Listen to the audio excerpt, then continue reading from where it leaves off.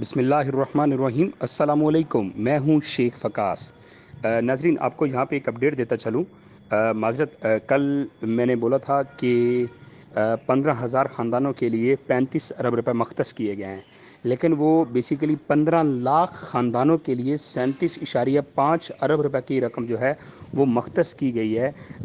جو متاثرین جو ہیں یہ بلوچستان کے اندر سیلاب زدگان سے بہت زیادہ متاثر ہوئے ہیں، یہ ان خاندانوں کے لیے ہیں جو کہ 15 لاکھ خاندانوں کے لیے ہیں۔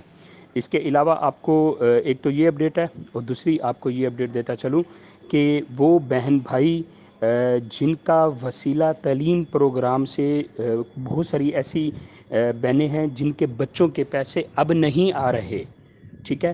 اب ان کے ساتھ کیا پرابلم ہوئی ہے؟ بہت ساری ایسی بہنیں ہیں میرے ہی علاقے سے ہیں، ان کے بچوں کے پیسے اس دفعہ نہیں آئے، ٹھیک ہے۔ اب اس میں جو سب سے بڑی جو وجہ سامنے آئی ہے وہ یہ آئی ہے کہ ان کے بچوں کے اسکول کے اندر جو جانے کی لمٹ تھی نا، وہ مطلب یعنی کہ اس کی حاضری مکمل نہیں ہوئی، ٹھیک ہے۔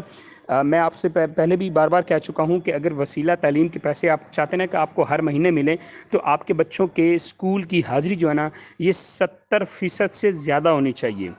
اگر آپ کی اسکول کی حاضری 70% سے کم ہوگی، دین آپ کو وسیلہ تعلیم کے پیسے نہیں ملیں گے۔